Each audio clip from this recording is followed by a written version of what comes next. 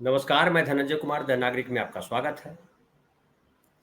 आप अक्सर जब खबरों में देखते हैं कि प्रधानमंत्री नरेंद्र मोदी बिहार में जाकर के इतने हज़ार करोड़ के प्रोजेक्ट का लोकार्पण किया, वहाँ गुजरात में उद्घाटन किया इतने हज़ार करोड़ रुपए का, बंगाल में उद्घाटन किया इतने हज़ार करोड़ का प्रोजेक्ट है, उत्तर प्रदेश में इतने हज़ार करोड़ का प्रोजेक्ट है। ये जो इतने हज़ार करोड़ का जो प्रोजेक्ट आ रहा है, उसका वो कहाँ से आता है पैसा और वो क्या है प्रोजेक्ट का अनाउंसमेंट जो है। अभी तेजस्वी यादव ने कहा है कि ये जो बिहार में अभी ये अनाउंस करके गए हैं वो रीपैकेजिंग है। पुरानी योजनाओं को फिर से नई कह के बताते हैं, आधी अधूरी योजनाओं को फिर से नया करके बता देते हैं, इतने हज़ार करोड़ का लोकार्पण कर दिया, लेकिन वो है कहाँ? तो ऐसे कई स्टेट के लोग कह रहे हैं कि ये जो कर रहे हैं ये नरेंद्र मोदी अपनी वाहवाही बताने के लिए जनता में मीडिया के द्वारा, चूंकि मीडिया सारी खबरों को अलग तरीके से इंटरप्रेट कर रहा है और मीडिया उसको अलग एंगल से प्रोजेक्ट कर रहा है, तो ऐसा लग रहा है कि देश में जहां कहीं भी विकास कार्य हो रहा है वो नरेंद्र मोदी कर रहे हैं, केंद्र सरकार के पैसे से हो रहा है। राज्य सरकार जहां भी राज्य सरकारें हैं वो राज्य सरकारों के पास पैसे नहीं है, वो केंद्र की तरफ मुंह ताके रहती है, केंद्र कुछ पैसे देगा तो वो काम करेगी, केंद्र राज्य सरकारें काम करेगी, इस तरह का भाव एक विकसित हो गया है। और ऐसा लग रहा है कि देश में जहां कहीं भी कोई काम हो रहा है, विकास का काम हो रहा है, सड़क बन रही है, पुल बन रहा है, कुछ और बन रहा है, नौकरी मिल रही है, तो सब नरेंद्र मोदी की वजह से मिल रही है। ये इस तरह का एक जो है नैरेटिव गढ़ दिया गया है और इस नैरेटिव को गढ़ने में सरकार के अलावा, भारत सरकार के अलावा जो मीडिया है, नेशनल मीडिया है, वो भी इसी काम में लगा हुआ है। लेकिन इसके पीछे इसका सच क्या है, आज इसको समझते हैं और हमारे साथ हैं प्रोफेसर जगदीश्वर चतुर्वेदी सर। चतुर्वेदी सर नमस्कार, आपका स्वागत है कार्यक्रम में। नमस्कार नमस्कार सर, इतने साल से देश में प्रधानमंत्री हैं, बहुत सारे प्रधानमंत्री हुए इस देश में, लेकिन जितना विकास कार्य नरेंद्र मोदी जी के शासनकाल में बताया जा रहा है, वो हर दिन कहीं ना कहीं जाते और वहां इतने हजार, कहीं 20,000 करोड़, कहीं 25,000 करोड़, कहीं 16,000 करोड़, कहीं 8,000 करोड़, जिस स्टेट की जैसी औकात, मतलब जितना बड़ा स्टेट उस हिसाब से घोषणा कर देते हैं। इतना पैसा है हमारे देश में, और इतना पैसा अगर है तो ये स्टेट गवर्नमेंट के लोग क्यों नहीं अनाउंसमेंट करते? वो सेंट्रल गवर्नमेंट हर जगह क्यों अनाउंसमेंट करती है? क्या स्टेट गवर्नमेंट के पास बिल्कुल पैसा नहीं है, या स्टेट गवर्नमेंट मिसयूज कर रही है? खास करके वहां जहां पे बीजेपी की सरकार नहीं, जहां डबल इंजन सरकार नहीं, वहां पे ज्यादा इस तरह की बातें उभर के आती है। क्या इसके पीछे का सच क्या है? सच ये है कि नरेंद्र मोदी खाली योजना प्रधानमंत्री यानी शिलान्यास प्रधानमंत्री होके रह गए। एक्चुअल में योजनाएं नीचे कम आ रही हैं, शिलान्यास ज्यादा आ रहे हैं। और दूसरी चीज ये है कि ये जो घोषणाएं हो रही है ना, ये घोषणाएं इसलिए हो रही हैं कि ये दिखाया जाए कि प्रधानमंत्री काम कर रहे हैं। एक्चुअली प्रधानमंत्री काम नहीं कर रहे। क्यों काम नहीं कर रहे मैं बताऊंगा, मैं थोड़ा सा रुक के। पहली चीज समझने की है कि भारत में बहुत सारे क्षेत्र हैं ऐसे संविधान में जो कि राज्यों के दायरे में आते हैं। बहुत सारे क्षेत्र ऐसे हैं जो कि योजना के जो केंद्र के दायरे में आते हैं। केंद्र जिन योजनाओं को राज्यों में लागू करता है उसमें भी 40% पैसा राज्यों का खर्च होता है, केंद्र का सिर्फ 60% खर्च होता है। नरेंद्र मोदी ये आभास दे रहे हैं, मतलब जहां भी जाते कहीं 31,000 करोड़, कहीं 30,000 करोड़, कहीं 16,000 करोड़। ये जो शिलान्यास और ये जो प्रोपेगेंडा जी असल में प्रोपेगेंडा, इसके पीछे है कि राज्य सरकारों को निकम्मा घोषित करना और केंद्र सरकार को और मोदी सरकार को, खासतौर पर मोदी को एकदम सक्रिय, ऐसा सक्रिय कि घर घर की खबर ले, हर राज्य में वो दिलचस्पी है उनकी, ये आभास देना। एक्चुअल में उनकी किसी भी राज्य में कोई दिलचस्पी नहीं है। इवन मैं ये कहना चाहता हूं कि उनकी गुजरात में भी कोई दिलचस्पी नहीं है। पहली जो बुनियादी समस्या है वो ये है कि जो कि नरेंद्र मोदी जिसे नजरअंदाज करते हैं, और प्रोपेगेंडा में खासतौर पर मीडिया को तो ये चीज सामने लानी चाहिए कि भारत जो है वो राज्यों का देश है। भारत जो है केंद्र का देश नहीं है खाली। यहां राज्य हैं और राज्यों की सरकारें हैं, इलेक्टेड गवर्नमेंट है। वे इलेक्टेड गवर्नमेंट बहुत सारे विकास कार्यों के लिए जवाबदेह और जिम्मेदार हैं। तो कायदे से होना ही चाहिए कि नरेंद्र मोदी जब किसी भी शिलान्यास को करें उसको उसके पहले वो राज्य सरकार से कंसल्ट करें। एक छोटी सी बात कह रहा हूं मैं अभी, अगर नरेंद्र मोदी की राज्यों के विकास में इतनी ही दिलचस्पी है केंद्र के जरिए, हम जानना चाहते हैं कि उन्होंने राज्यों के विकास परिषद की बैठक अभी तक क्यों नहीं बुलाई। राज्यों के विकास परिषद की बैठक बुला के वो कह ही सकते हैं कि हम अगले 1 साल में ये योजनाएं लाने वाले हैं, आप बताइए कैसे लाएं।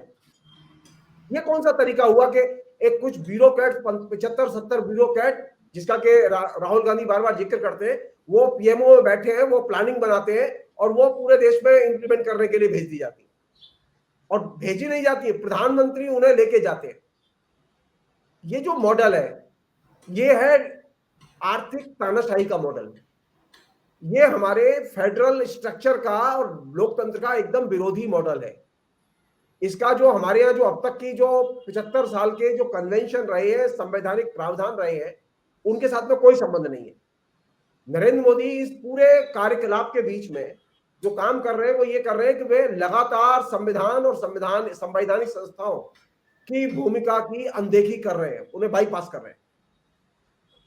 तो जब वो शिलान्यास करते हैं तो खाली शिलान्यास नहीं करते, वो उद्घाटन करते हैं तो खाली उद्घाटन नहीं करते, बल्कि वे एक और काम करते हैं कि वो ये कि जो संवैधानिक कन्वेंशन है उन कन्वेंशनों का वे खुलेआम उल्लंघन करते हैं और उसे वो अपने प्रोपेगेंडा के जरिए और भव्य मीडिया प्रेजेंटेशन के जरिए उसे ढकने की कोशिश करते हैं। ये सबसे खतरनाक चीज है। लोग समझ नहीं पा रहे हैं इस बात को। ये एजेंडा अभी हमारे बीच में आया ही नहीं है कि नरेंद्र मोदी के आने के बाद राज्यों की आर्थिक अवस्था और ज्यादा खराब हुई है। मैं खाली नमूने के तौर पर ले रहा हूं मैं। जैसा कि आपने अपने अभी बताया कि वो जगह जगह शिलान्यास करते हैं, वो करते हैं। अब वो बंगाल गए और बंगाल गए तो वहां उन्होंने करीब 16,000 करोड़ की योजनाएं लोकार्पण की। हम जानना चाहते हैं कि ये लोकार्पण का पैसा राज्य सरकार को क्यों नहीं दिया गया। राज्य सरकार का 1,16,000 करोड़ रुपया केंद्र पर बकाया है। 155 बार केंद्र सरकार के अधिकारी वहां पर जाके मीटिंग कर चुके हैं, राज्य सरकार स्पष्टीकरण दे चुकी है, इसके बावजूद वो पैसा रिलीज नहीं किया गया है। 1 दर्जन बार टीएमसी के नेता मंत्री दिल्ली में आके पीएम से मिल चुके हैं, इंक्लूडिंग मुख्यमंत्री, लेकिन पैसा रिलीज नहीं किया गया। तो बंगाल में आपकी कितनी दिलचस्पी है?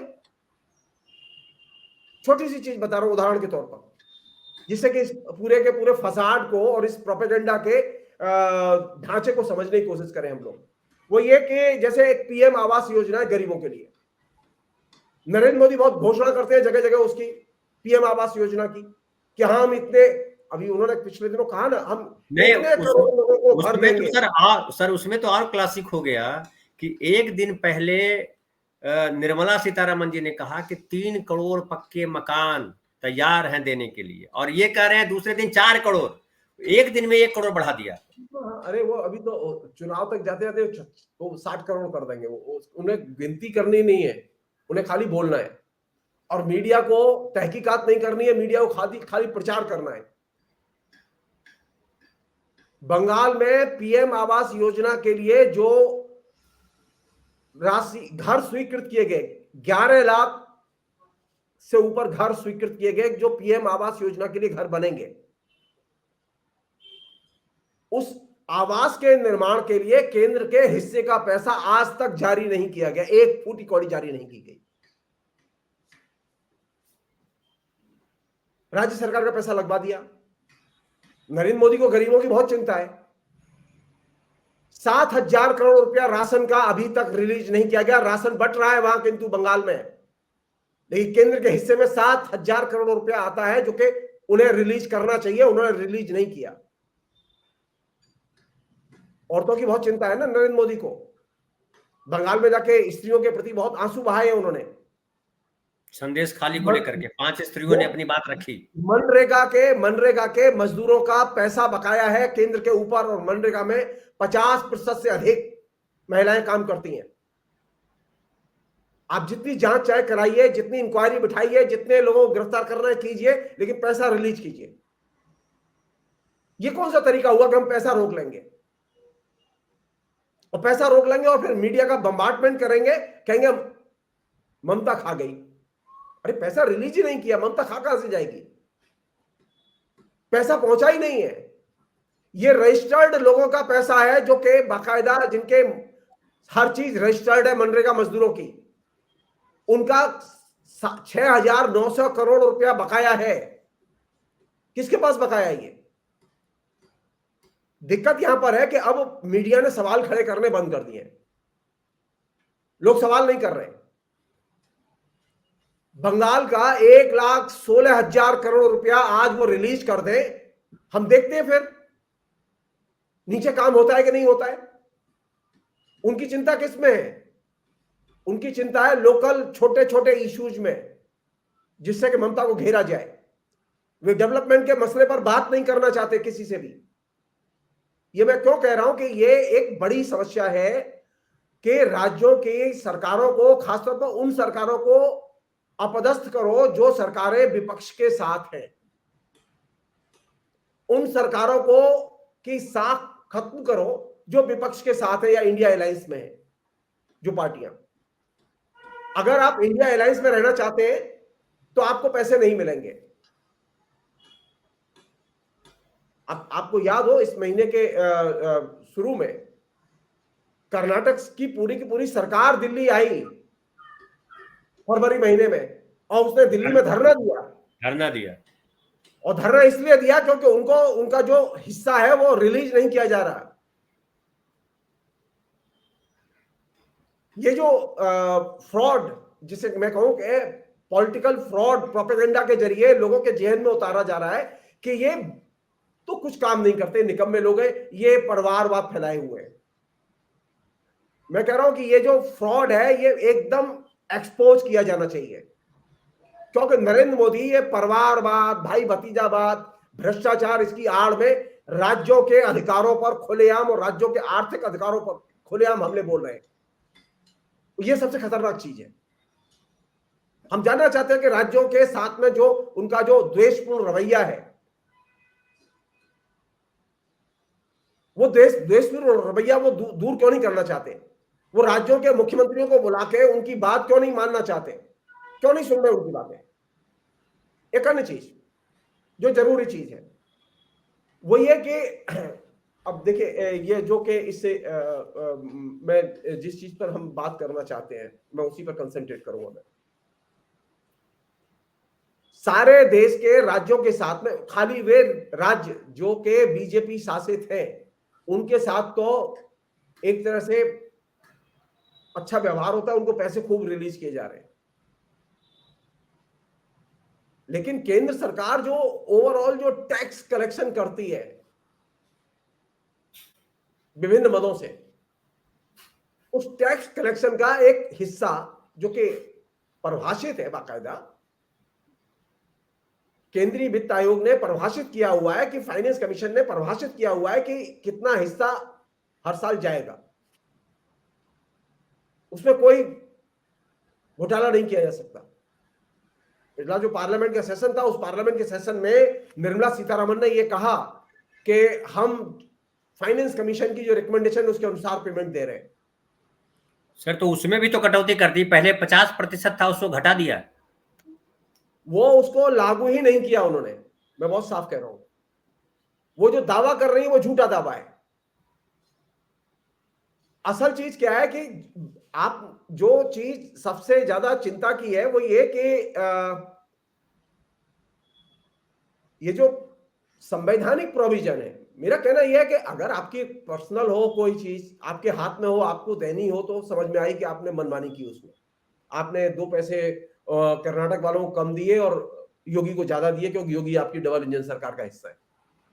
लेकिन यह कैसे संभव है कि जो संवैधानिक प्रोविजन है, सन 2000 में ये संविधान संशोधन करके ये पैटर्न बदला गया कि अब जो फाइनेंस कमीशन कहेगा कर वसूली के मामले में, उसमें एक समानतावादी दृष्टिकोण से जो वसूली होगी वो राज्यों के बीच में वितरित की जाएगी।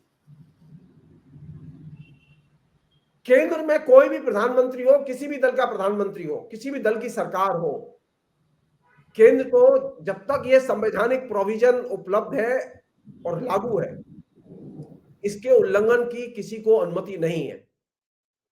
लेकिन पिछले 10 साल में बहुत ही सिस्टमेटिक तरीके से नरेंद्र मोदी ने राज्यों को एक तरह से दरिद्र बना के छोड़ दिया है, उनके पैसे रोक लिए हैं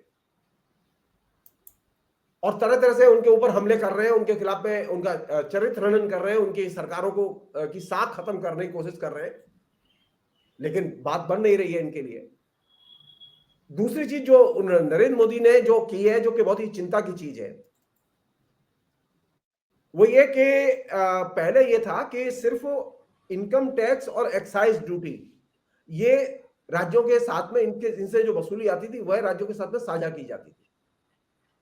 लेकिन जो सन 2000 का जो संविधान संशोधन किया गया, उसमें ये कहा गया कि नहीं, ये सिर्फ इतने से काम चलेगा नहीं, बल्कि इसको पैटर्न को बदलने की जरूरत है।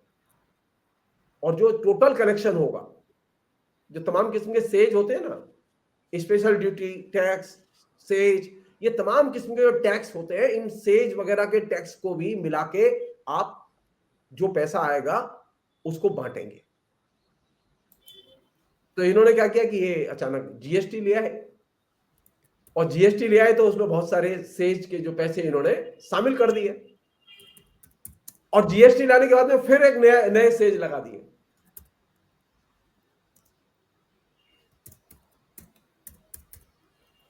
अब मुश्किल यह है कि जब जीएसटी में जो चीज शामिल कर दी आपने, फिर आपको अलग से सेज लगाने की जरूरत क्या थी?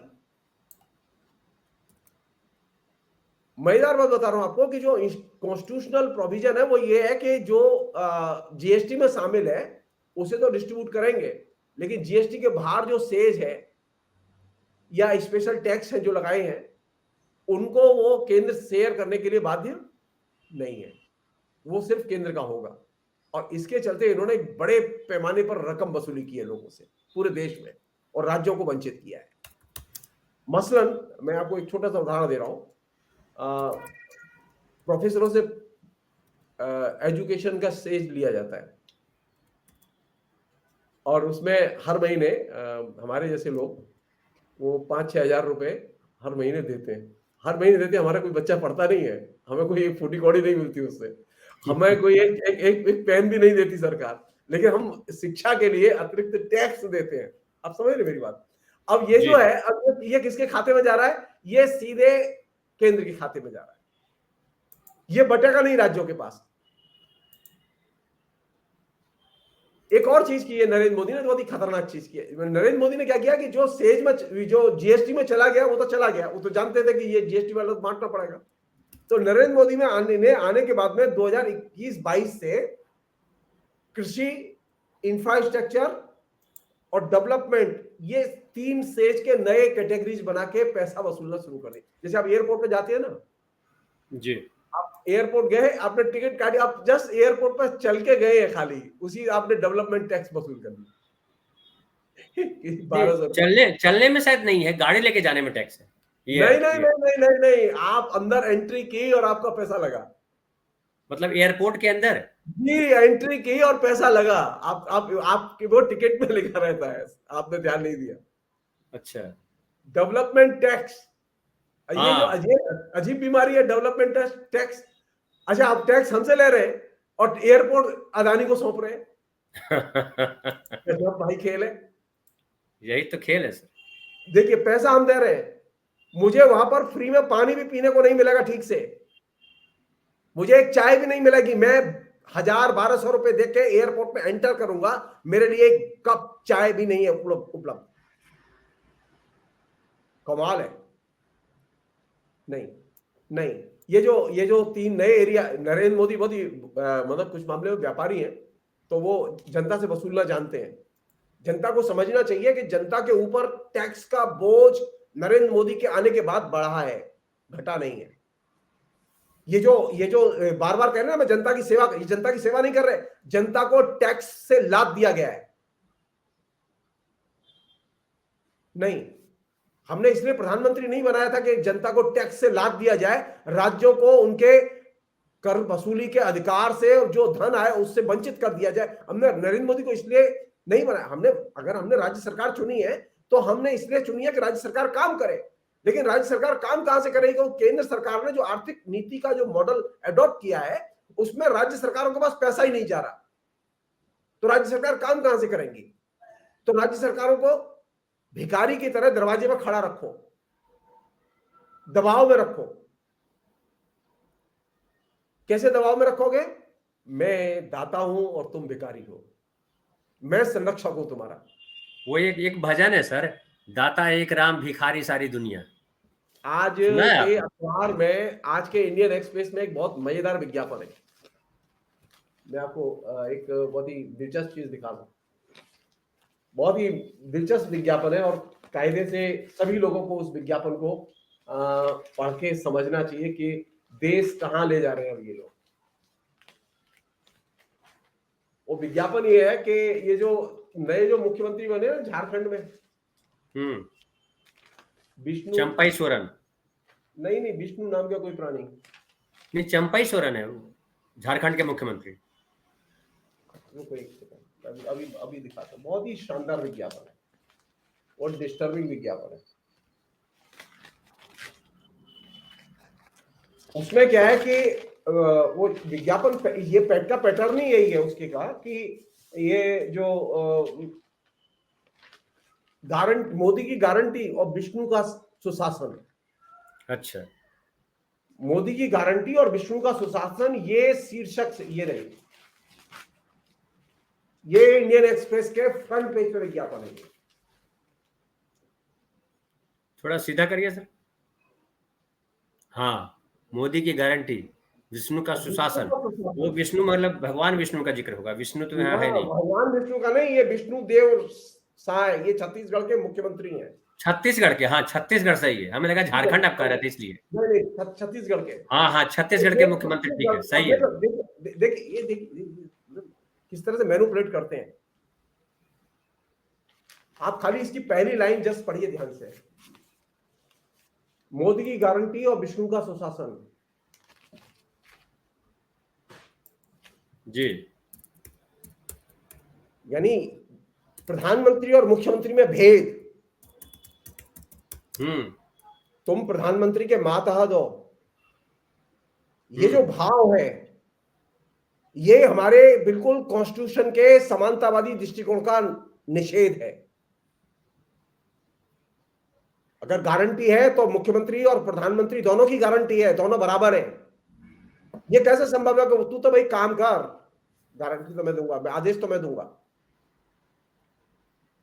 ये जो एटीट्यूड है, ये एटीट्यूड ही असल में वह एटीट्यूड है कि राज्य मेरे मातहत है, मैं बड़ा हूं। नरेंद्र मोदी ने राज्यों के बीच केंद्र की हायरार्की या श्रेष्ठता या बड़प्पन इसको स्थापित किया और जो संविधान में जो राज्य और केंद्र के बीच में जो समानतावादी दृष्टिकोण है उसका निषेध किया है। यह आज के इंडियन एक्सप्रेस का फ्रंट पेज विज्ञापन है।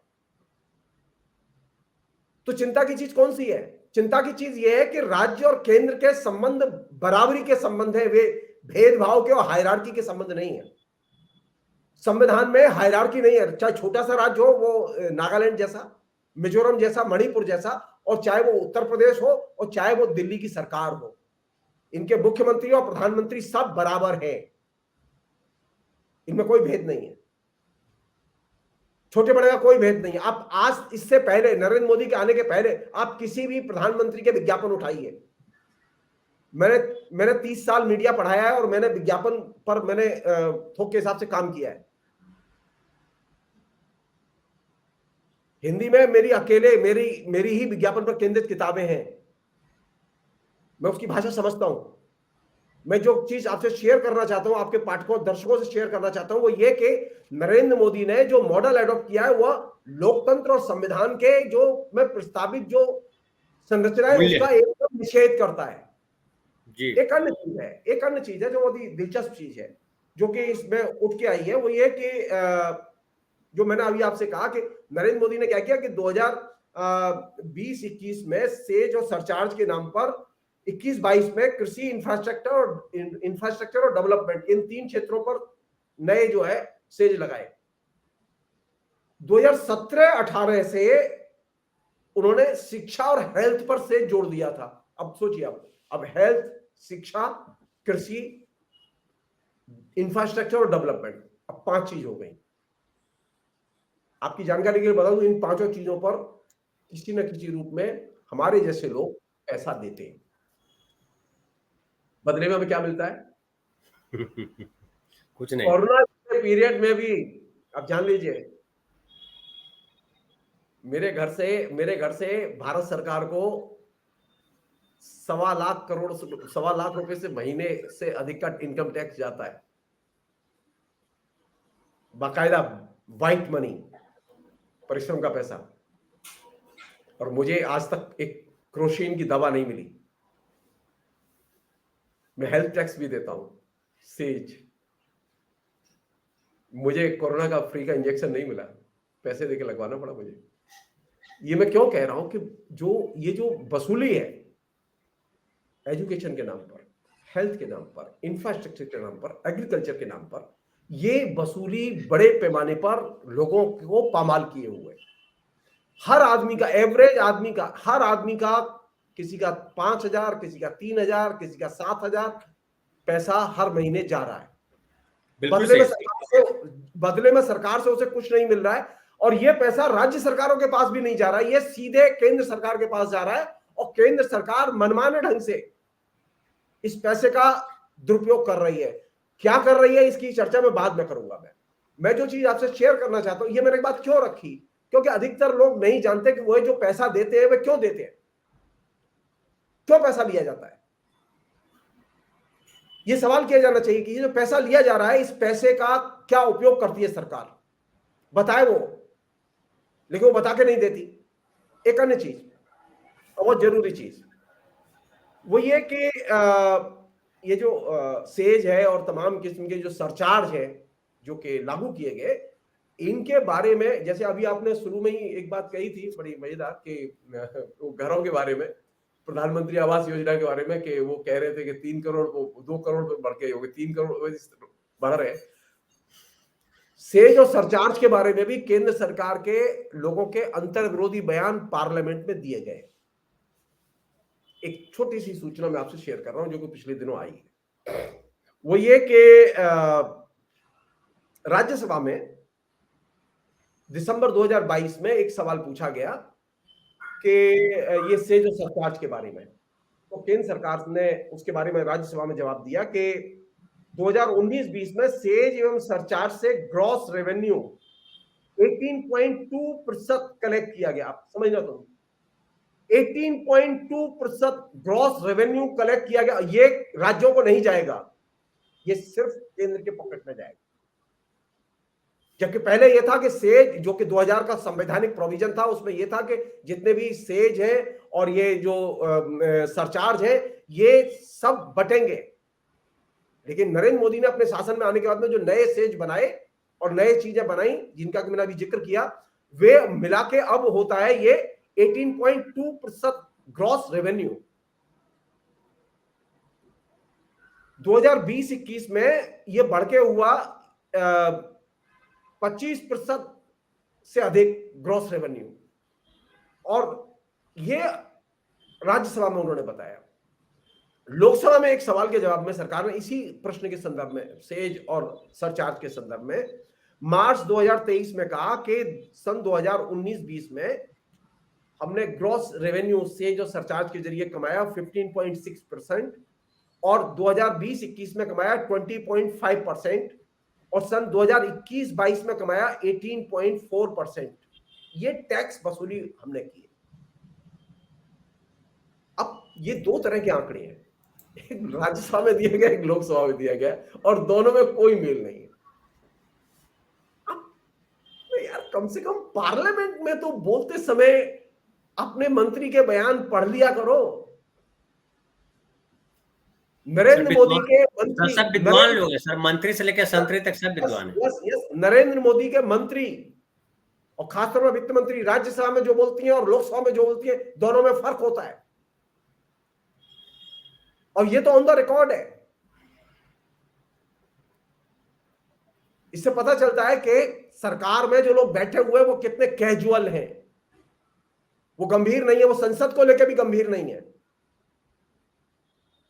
समस्या इससे भी ज्यादा सीरियस है जिस पर कि हमें कायदे से ध्यान देना चाहिए, वो ये कि ये जो दो तरह के आंकड़े आए सेज और सरचार्ज के, इनकी क्या हम जांच कर सकते हैं? अगर जांच करेंगे आप, ये पूरा जो डाटा दिया गया है इन्होंने, तो 2023-24 में जो ऑफिशियल है, ये जो मैं आंकड़े आपसे शेयर कर रहा हूं, ये मेरे पर्सनल नहीं है, ये सरकारी जो बजट है और दूसरी जो सामग्री है जो कि इंटरनेट पर है, कोई भी दर्शक पाठक जाके उसे देख सकता है। 2023-24 में जो ग्रॉस वसूली की गई, ये जो सरचार्ज और सेज के जरिए, आप जानते हैं कितनी? सुनेंगे तो चौंक जाएंगे। 6.6 लाख करोड़ रुपए। नरेंद्र मोदी झुंझुना दिखा रहे हैं हमको। 25 करोड़ की योजनाएं, 30,000 करोड़ की योजनाएं, 15,000 करोड़ की योजनाएं, 6,000 करोड़ की योजनाएं एक साल में वसूली की गई है सेज और सरचार्ज के जरिए 6.6 लाख करोड़ रुपए। सवाल तो बनता है कि हम पूछें कि ये 6.6 लाख करोड़ रुपए आपने राज्यों में क्यों नहीं बांटे? सवाल तो बनता है कि ये जनता में इसकी जवाबदेही संवैधानिक तौर पर जो इसकी व्यवस्था है वो आपने क्यों नहीं की? मैं सिर्फ संक्षेप में बता रहा हूं, बाद में मौका मिलेगा तो बताऊंगा इसके डिटेल्स में। ये जो सरचार्ज और सेज जो कलेक्शन किया जाता है, उसका संवैधानिक प्रोविजन है कि वह स्पेशल फंड है भारत सरकार का। उस स्पेशल फंड में, इमरजेंसी फंड है, उसमें जमा किया जाएगा। केंद्र सरकार उसे हाथ नहीं लगा सकती, लेकिन मुसीबत यह है कि केंद्र सरकार वहां जमा नहीं करती।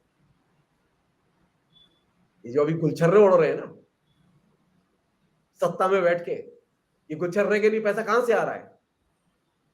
ये गुलछर्रे के लिए पैसा यहां से आ रहा है।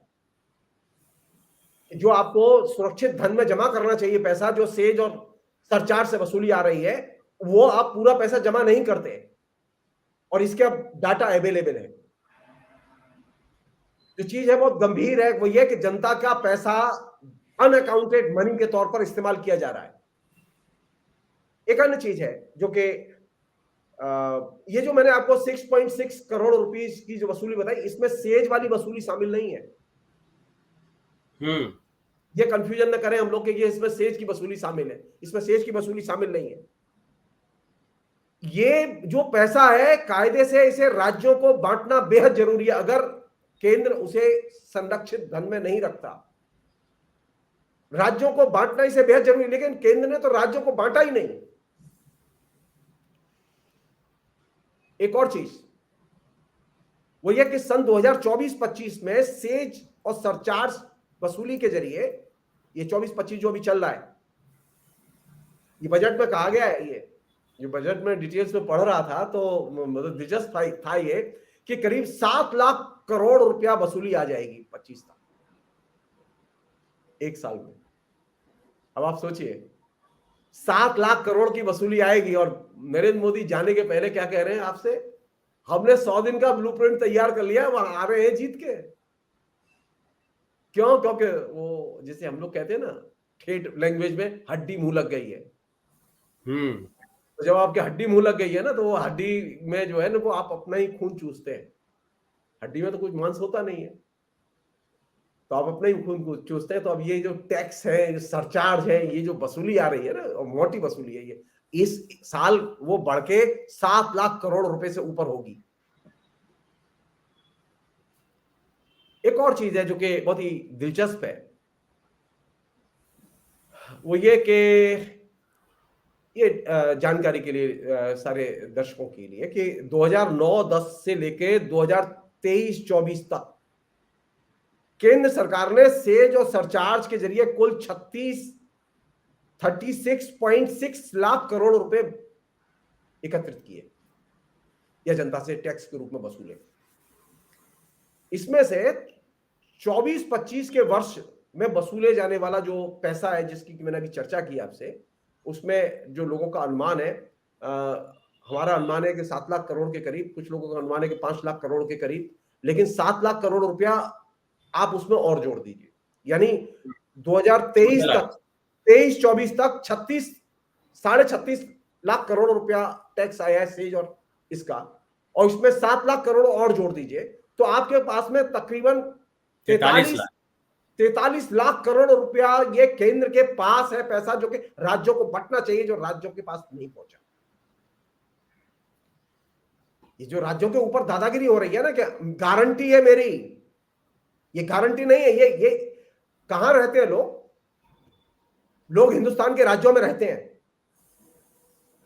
हिंदुस्तान के राज्यों में रहने वाले लोग केंद्र सरकार को विभिन्न मदों में जो कर देते हैं, वो कृषि का हो, डेवलपमेंट का हो, एग्रीकल्चर और ये शिक्षा का हो, स्वास्थ्य का हो, ये तमाम किस्म के सेज और सरचार्ज जो दे रहे हैं, उससे ये वसूली आ रही है।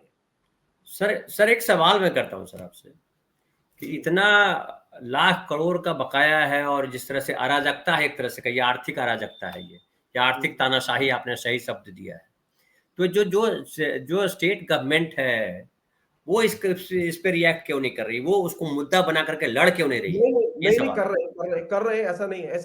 नहीं, कर्नाटक का तो आया, कर्नाटक के लोगों ने धरना दिया, हालांकि कुछ हुआ नहीं। नहीं, केरल ने भी किया, केरल ने तो सुप्रीम कोर्ट तक चले गए वो जी, लेकिन अब तक कुछ हुआ नहीं है। तमिलनाडु ने किया प्रतिवाद उस समय, आपने ध्यान दिया हो, सारे अखबारों में था तमिलनाडु, केरल और कर्नाटक, ये तीनों थे। ममता बार बार मिली है प्रधानमंत्री से अपने राज्यों के उसको लेकर। मुश्किल क्या है कि ये किसी को मिलने के लिए समय नहीं देते भाई, बाकी तो छोड़ दीजिए। ऐसा कभी हुआ है कि केंद्र के मंत्री आए? कर्नाटक के लोगों की शिकायत क्या थी? 2 साल में कर्नाटक के लोग लगातार 3 बार आए हैं मिलने के लिए, और तीनों बार उनसे न कोई भी केंद्र का मंत्री नहीं मिला।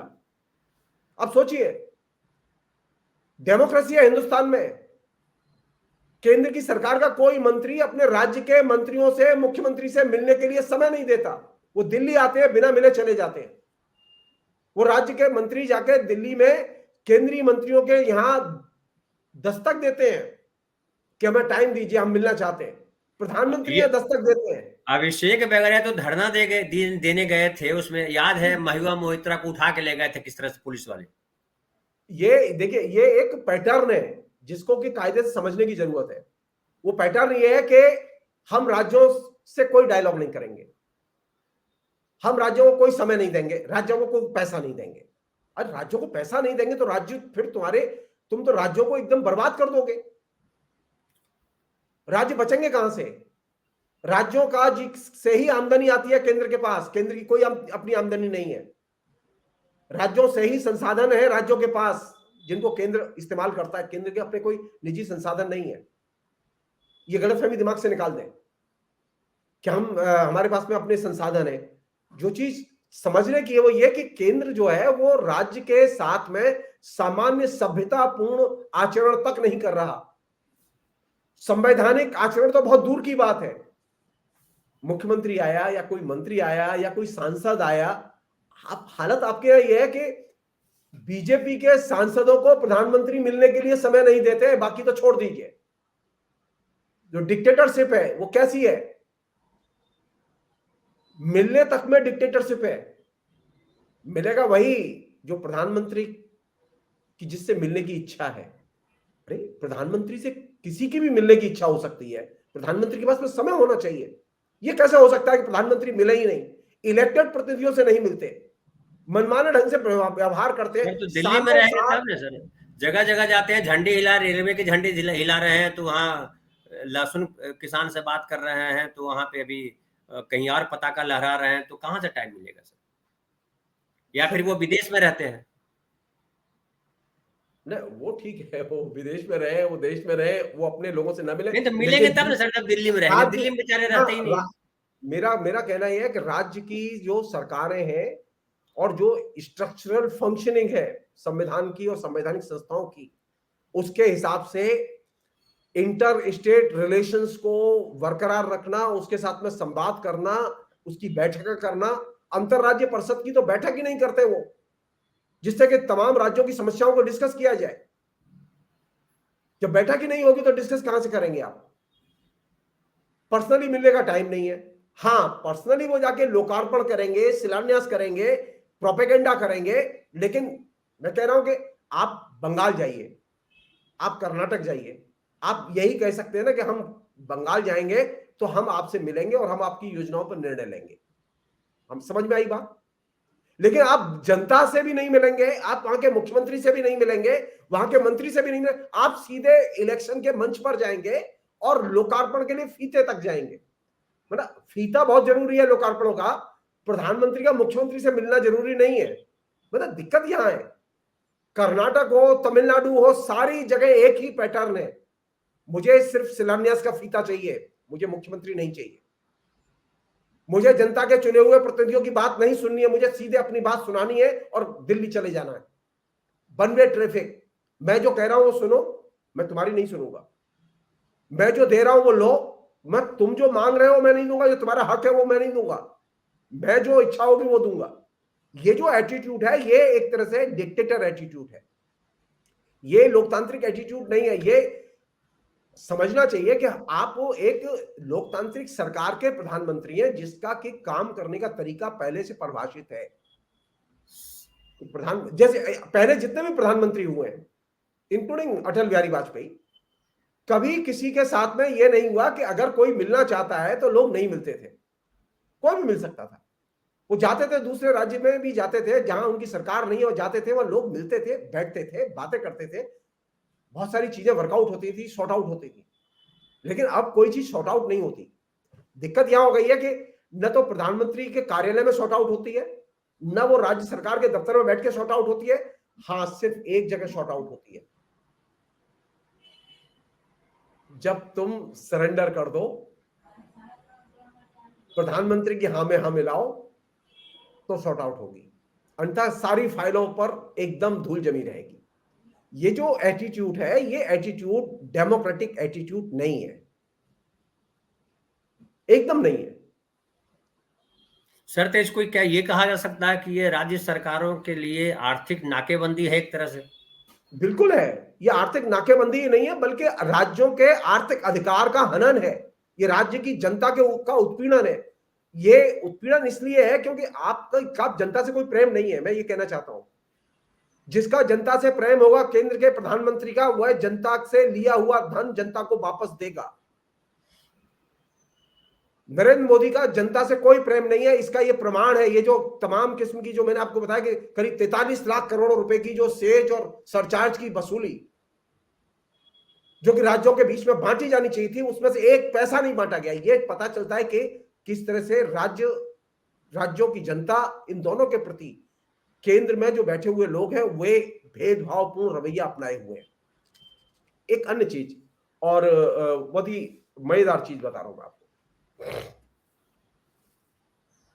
एक आपने स्कीम सुनी होगी, आयुष्मान भारत। स्वास्थ्य योजना। अब ये जो आयुष्मान भारत है, ये आयुष्मान भारत जो योजना है, ये किसकी योजना है? पहले तो ये प्रधानमंत्री कह रहे हैं हमारी केंद्र सरकार का है। वो कह रही है हमारी है। और एक राजीव गांधी स्वास्थ्य योजना हुआ करती थी सर, उसी को रिपैकेजिंग किया है क्या? नहीं, मैं वो पैटर्न वही है, पैकेजिंग रिपैकेजिंग वाला। मेरा कहना यह है कि ये जो आप जो केंद्र की जो योजनाएं घोषित कर रहे हैं, इन केंद्र की योजनाओं में राज्य सरकार का पैसा लगा है कि नहीं लगा है? हर केंद्र की योजना में राज्य सरकार का पैसा है 40% के करीब, इंक्लूडिंग आयुष्मान भारत। 60-40 का रेशियो होता है, बिल्कुल। फोटो किसका लगेगा? इनका अकेले लगता है, सिर्फ प्रधानमंत्री का। वो तो सर जो पैसे देके हमने लिया है ना टीका, हमने भी पैसे देके लिया है, उस पे भी उन्हीं का फोटो है। हाँ, और अभी बता रहा हूं आपको, अभी चूंकि याद आ रही है बात, राशन बंटना शुरू हुआ है ना पिछले महीने से, 300 करोड़ रुपए का ऑर्डर दिया गया है बैग का, 10-10 किलो के बैग, जिसमें कि प्रधानमंत्री का फोटो रहेगा और प्रधानमंत्री की योजनाओं का उल्लेख रहेगा, प्रधानमंत्री ने देश में क्या विकास किया है। तो तो ये चुनाव आयोग एडवाइजरी जारी नहीं करेगा उस पर? राहुल गांधी पे अब कल किया, एडवाइजरी जाहिर की जाएगा। ना ना ना, वो तो वहाँ के सवाल ही नहीं है। वो तो अब हमने वो तो तो ये तो चुनाव आचार संहिता के खिलाफ जाएगा ना सर, जब हाँ चुनाव हाँ आचार बिल्कुल संहिता है लागू हो जाएगा है, तो लेकिन खिलाफ जाएगा। 10-10 किलो के पैकेट, अब आपको कहीं डिबेट में ये इशू नहीं मिलेगा जो मैं बता रहा हूँ आपको। मुसीबत क्या हो गई है कि हमारे यहाँ सब लोग जो है वो जो सत्य और तथ्य घूम रहे हैं सामने, उसे भी हम नहीं देख रहे। वो सारे सब मोदी की लॉ में एकदम जल रहे हैं सारे लोग। मोदी जिधर चल रहे हैं हम चल रहे हैं। अरे आप नीचे देखो, जो बैग 300 करोड़ रुपए का ठेका दिया है, और 300 करोड़ का ठेका सरकार ने ऑर्डर दिए जो कि 22 करोड़ से अधिक लोगों के बीच में ये बैग पहुंचाए जाएंगे राशन के जरिए। ये क्या है? ये मुख्यमंत्री का चेहरा क्यों बंगाल नहीं? के मुख्यमंत्री बंगाल का के चेहरा क्यों नहीं? यस, बंगाल की सरकार को अभी तक राशन का 7,000 करोड़ रुपया नहीं दिया गया, लेकिन अब बैग जो आ रहे हैं वो सारे के सारे बैग वे आ रहे हैं जिनमें प्रधानमंत्री का फोटो है। आज की डेट तक, अब मैं जो आपसे बात कर रहा हूं, बंगाल के लिए एक फूटी कौड़ी रिलीज नहीं की गई है। आपको नहीं लगता ये है, इसे कहते हैं जबरिया जो है शासन करना? आर्थिक नाकेबंदी। चुनी हुई सरकार ममता की, राशन की जिम्मेदारी ममता की, लेकिन फोटो प्रधानमंत्री का जाएगा, बैग प्रधानमंत्री का जाएगा, प्रोपेगेंडा प्रधानमंत्री का जाएगा। प्रधानमंत्री पैसे नहीं देंगे। सही है सर। और पैसे की बात आएगी तो वो कहेंगे नहीं नहीं, शाहजहां शेख है ना, ये राशन घोटाला कांड का हीरो है, इसीलिए पकड़ा मलिक। गया और इसीलिए पैसा। देखिए ये बहानेबाजी है, ये तमाम योजनाओं को पंक्चर करने की बहानेबाजी है। किसी को पकड़ो किसी भी योजना के बहाने कि उसमें स्कैंडल है। अब राशन का 7,000 करोड़ रुपए अटका हुआ, आप शाहजहां शेख को आप पहले ही पकड़ लेते, आप पैसा रिलीज करके भी पकड़ सकते थे उसे, क्या दिक्कत थी? ये तो खाद्य मंत्री तो पहले अरेस्ट हो चुका सर। अरे भाई ये सारे अरेस्ट किए गए जानबूझ के, किसी भी केस में इनके में दम नहीं है, मैं आपको बता रहा हूं। अगर दम होते तो केस दौड़ते, कोर्ट में दौड़ते, केस में दम नहीं है। वो खाली इलेक्शन के टाइम पर उन्हें प्रोपेगेंडा स्क्रिप्ट और मटेरियल तैयार करना होता है, इसलिए वो इलेक्शन के टाइम पर पकड़ते हैं, जिसे वो चलाते रहे चलाते रहे चलाते रहे। अब शाहजहां शेख को चलाएंगे। जो चीज समझने की है वो ये है कि आप मंत्री को पकड़िए, आप नीचे नेता को पकड़िए, आप जितने भी करप्ट लोग हैं उन्हें पकड़िए, लेकिन पैसा तो रिलीज कीजिए जिससे राशन तो बंटना है। राशन बंट रहा है, कहां से बंट रहा है? वो जो चीज समझने की है वो ये है कि नरेंद्र मोदी अपना प्रोपेगेंडा कर रहे हैं, राशन नहीं बंटने दे रहे, राज्य सरकार को पैसा नहीं दे रहे, और सारे के सारे लोग इस आर्थिक जो डिक्टेटरशिप है, इस आर्थिक डिक्टेटरशिप को एक सिरे से देख रहे। ये खाली ममता का मसला नहीं है, ये तमाम राज्यों के साथ में जो भेदभाव है, इस भेदभाव का क्लाइमैक्स है ये। और ये जो तनाव है ना, जानते हैं ये तनाव जो है वो धीरे धीरे धीरे धीरे इस देश में और ज्यादा टेंशन, राज्यों के बीच में, जनता के बीच में और ज्यादा असुरक्षा, सामाजिक राजनीतिक अराजकता। और इसमें कौन सी चीज विकसित होगी सबसे ज्यादा? मेरी कोई नहीं सुनेगा, वो कोई ताकतवर आदमी आएगा, कोई माफिया टाइप आदमी आएगा, कोई दादा टाइप आदमी आएगा, वो अचानक इलाके का हीरो बन जाएगा। जानता मैं हूं सबसे ज्यादा, कोई सुनता ही नहीं है मेरी। एक आदमी है जो बिल्कुल एकदम गुंडा है, जिसको कोई बुद्धि नहीं है, खाली उसके पास में मसल्स पावर है, वो अचानक दादा बन गया। सो ये जो स्टेट की मशीनरी को एक सिरे से तोड़ देना और उसकी जगह एक नई पैरेलल जो है क्रिमिनल मशीनरी खड़ी करना, दलाल मशीनरी खड़ी कर रहे हैं, नहीं, राज्य के ढांचे को तोड़ रहे हैं, दलाल और अपराधियों के ढांचे का विकास कर रहे हैं। ये है नया भारत, सिंडिकेट बना रहे हैं नया भारत। जी जी, ये है नया भारत। तो ये जो, तो सर ये टाइम भी हो गया सर, हाँ कंक्लूड कर दीजिए। आखिरी चीज ये बोल के हम ये यहीं खत्म करेंगे। वो ये कि ये जो केंद्रीय संसाधनों के वितरण की जो समस्या है, जिसका कि मैंने एक खाका आपके सामने पेश किया, उसका पर्सपेक्टिव ये है कि लोकतंत्र की रक्षा के लिए राज्यों की रक्षा करना बेहद जरूरी है। केंद्र सरकार और राज्य सरकार के बीच में समानता के आधार पर संबंध होने चाहिए, और टैक्स का वितरण, टैक्स कलेक्शन का वितरण, सभी किस्म के टैक्स इनका वितरण फाइनेंस कमीशन ने जो रिकमेंड किया है उसके आधार पर होना चाहिए। लेकिन नरेंद्र मोदी की सरकार ये काम नहीं कर रही है। वो क्यों नहीं कर रही है, इसकी चर्चा हम फिर बाद में कभी करेंगे। फिलहाल इतना ही। बहुत बहुत शुक्रिया। तो बहुत बहुत धन्यवाद सर आपका। और दर्शकों, हमारे दोस्तों, साथियों, नागरिकों, इस प्रोग्राम का विशेष मकसद यही है कि आप समझिए कि किस तरह से देश को चलाया जा रहा है और किस तरह से जो उन्होंने बताया, सर ने डिटेल बताया कि राज्यों के अधिकारों का हनन हो रहा है। सबके बदले एक ही आदमी काम कर रहा है और आप कह रहे हैं कि 28 घंटा काम कर रहे हैं कि 48 घंटा काम कर रहे हैं।